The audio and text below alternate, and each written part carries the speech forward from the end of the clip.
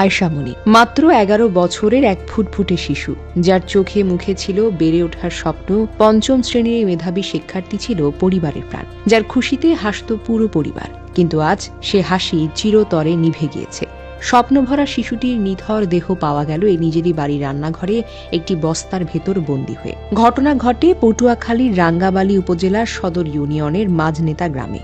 রবিবার ৪ জানুয়ারি বেলা প্রায় ১১টার দিকে নিজ বাড়ির রান্নাঘরের ভেতর থেকে পুলিশ উদ্ধার করে আয়েশা মনির বস্তাবন্দি দেহ। কিন্তু এই মৃত্যু হঠাৎ করে হয়নি। এর আগে থেকেই ছিল কিছু অজানা আতঙ্ক, ছিল অপেক্ষা আর অসহায় খোঁজ। স্থানীয় ও পরিবার সূত্র জানায়, গত শুক্রবার বিকেল থেকে নিখোঁজ ছিল আয়েশা মনি। ঘর থেকে বেরিয়ে আর ফিরে আসেনি। পরিবার ছুটে গেছে এক জায়গা থেকে আরেক জায়গায়। আত্মীয় স্বজন, প্রতিবেশী, আশেপাশের এলাকা, কোথাও নেই আয়েশা। এমনকি পুলিশও সেই বাড়িতে এসে তল্লাশি চালিয়েছিল, তখনও কিছু খুঁজে পাওয়া যায়নি। কেউ ভাবতেও পারেনি যে শিশুকে খোঁজা হচ্ছে সে কখনো ছিল নিজেরই ঘরের ভেতর, নিশ্চুপ, নিঃশ্বাসহীন ও বস্তাবন্দী হয়ে। আজ হঠাৎ করেই পরিবারের চোখে পড়ে যায় রান্নাঘরের ভেতরে রাখা একটি বস্তা। বস্তা খুলতেই যেন থমকে যায় সময়। ভেতরে পড়েছিল আয়েশা মনির নিথর দেহ।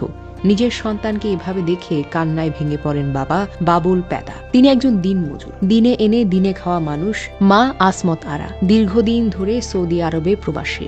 পরিবারের জীবিকা চালাতে গিয়ে আজ তিনি দূর দেশে বসেই সন্তান হারা মা। আয়েশা মনি ছিল ৩ বোন ও ১ ভাইয়ের মধ্যে সবার ছোট, পরিবারের সবচেয়ে আদরের, সবচেয়ে প্রিয়।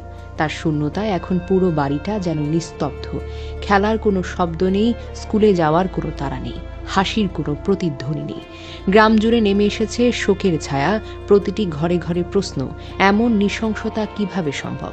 রাঙ্গাবালী থানার ভারপ্রাপ্ত কর্মকর্তা মোহাম্মদ সিরাজুল ইসলাম জানিয়েছেন, এটি একটি পরিকল্পিত হত্যাকাণ্ড। প্রাথমিকভাবে পুলিশের ধারণা, শিশুটিকে শ্বাসরোধ করে হত্যা হয়েছে। হত্যার পর মরদেহটি বস্তায় ভরে করার চেষ্টা করা হয়েছিল। মরদেহটি ময়না তদন্তের পর পাঠানো হয়েছে। প্রতিবেদন পেলে মৃত্যুর প্রকৃত কারণ সম্পর্কে নিশ্চিত হওয়া যাবে। এই ঘটনায় মামলা দায়েরের প্রক্রিয়া চলছে। কিন্তু প্রশ্ন যেন থেকেই যায়, একটি ১১ বছরের শিশুর সঙ্গে এমন নিষ্ঠুরতা কারা করতে পারে? নিজের ঘরের ভেতর লুকিয়ে রাখার সাহস কারা পেল? কি অপরাধ ছিল আয়েশা মনির? এই সমাজ কি শিশুদের নিরাপত্তা দিতে পারবে না, নাকি আমরা কেবল মৃত্যুর পরই বিচার চাই? আজ আয়েশা নেই, কিন্তু তার মৃত্যু যেন আরেকটি আয়েশাকে বাঁচিয়ে দেয়।